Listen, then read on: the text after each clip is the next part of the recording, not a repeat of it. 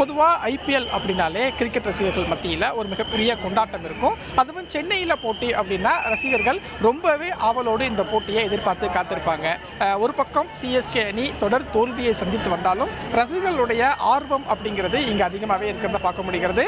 பெரிய அளவில் கடந்த காலங்களில் பார்த்த ஒரு கொண்டாட்டம் அப்படிங்கிறது சற்று குறைவாக இருக்குது அப்படின்னா கூட நிறைய ரசிகர்கள் சேப்பாக்கம் மைதானம் முன்னாடி குவிந்த வண்ணமே இருக்கிறாங்க. ரசிகர்களிடமே கேட்கலாம், சென்னை அணி இப்போ ஹைதராபாத்தை எதிர்கொள்ள போகிறாங்க. தொடர் தோல்வியிலிருந்து சென்னை அணி மீண்டு வருவாங்களா? கண்டிப்பாக இன்றைக்கி ஜெயிப்பாங்க. கண்டிப்பாக இன்றைக்கி ஜெயிச்சிடலாம்.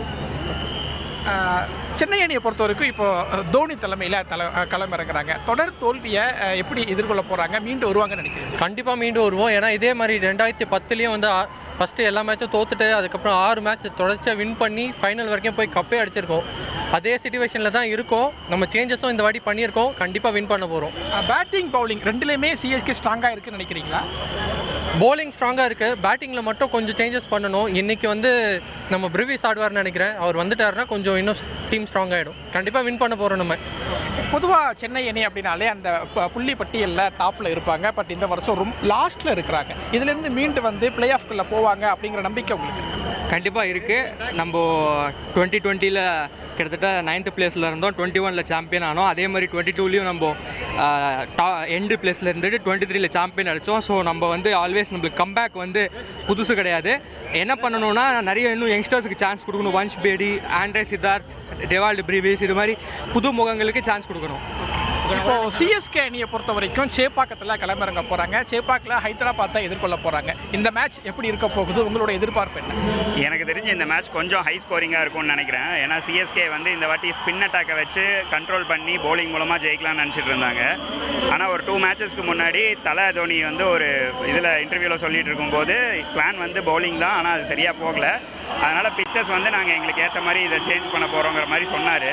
ஸோ எனக்கு தெரிஞ்சு இந்த பிச் வந்து நல்ல பேட்டிங் பிச்சாக இருக்கும். ஒரு ஹை ஸ்கோரிங் என்டர்டெய்னராக இருக்கும்னு நான் நினைக்கிறேன். ஸோ இந்த மேட்ச் 50-50 இருக்கும்னு நான் நினைக்கிறேன். பட் ஜெயித்தாலும் தோத்தாலும் நல்ல என்டர்டெய்னிங்காக இருந்ததுன்னா போதும். சென்னை அணியை பொறுத்த வரைக்கும் இந்த மேட்ச் உங்களோட எதிர்பார்ப்பு? சார், ஒரு 4 இயர்ஸாகவே வந்து 180+ டார்கெட் நம்ம வந்து சேஸ் பண்ணல. அப்படி ஒரு ப்ராப்ளம் இருக்குது. அந்த மேட்ச்சில் நம்ம செகண்ட் ஆஃப் பேட்டிங்காக இருந்தால் அந்த 180+ டார்கெட் வந்தால் நம்ம கண்டிப்பாக வின் பண்ணி ஜெயிப்போம். சென்னை அணியை பொறுத்த வரைக்கும் சேப்பாக்கத்தில் களமிறங்குறாங்க அப்படிங்கிறது அவங்களுடைய கூடுதல் பலமாக இருக்கும்னு ரசிகர்கள் சொல்கிறாங்க.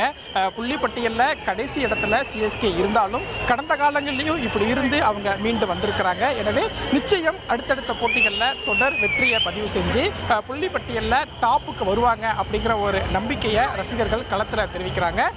இன்றைய ஆட்டத்தை மட்டும் இல்லாமல் தொடர்ந்து 6 போட்டிகளில் வெற்றி பெற்றால் மட்டுமே சிஎஸ்கே அணிக்கு பிளே ஆஃப் அப்படிங்கிறது ரொம்பவே பிரகாசமாக இருக்கும். எனவே சென்னை அணியினுடைய அடுத்தடுத்த நகர்வுகளை சிஎஸ்கே ரசிகர்களும் ரொம்பவே எதிர்பார்த்து காத்திருக்கிறாங்க. மற்றொரு பக்கம் ஹைதராபாத் அணியை எடுத்துக்கொண்டா அவங்களும் புள்ளிப்பட்டியலில் 9வது இடத்துல இருக்கிறாங்க. அவங்களுமே 8 ஆட்டம் ஆடி 2ல் தான் வெற்றி பெற்றிருக்கிறாங்க. எனவே ஹைதராபாத் அணியுமே தொடர்ந்து வெற்றி பெற்றால் மட்டுமே பாயிண்ட் டேபிளில் டாப்பில் வர முடியும். அப்படிங்கிறதுனால 2 அணிக்குமே அந்த வெற்றி அப்படிங்கிறது ரொம்பவே முக்கியமான ஒன்று. அப்படிங்கிறதுனால இன்றைய போட்டி ரசிகர்களுக்கு விருந்தளிக்கக்கூடிய ஒரு போட்டியாக இருக்கும் அப்படிங்கிற ஒரு எதிர்பார்ப்பு தான் களத்தில் ரசிகர்கள் நமக்கு சொல்லக்கூடிய ஒரு தகவலாக இருக்கிறது. தோல்வி முகத்திலிருந்து சிஎஸ்கே மேலும் நம்பிக்கையோட ரசிகர்கள் குவிஞ்சிட்டு இருக்காங்க. களத்திலிருந்து செய்தியாளர் ரமேஷ் வழங்கிய தகவல்களை நாம கேட்டோம். உங்கள் தந்திவன் தொலைக்காட்சியில் கணபதியே வருவாய் தினமும் காலை 7 மணிக்கு காண தவறாதீர்கள்.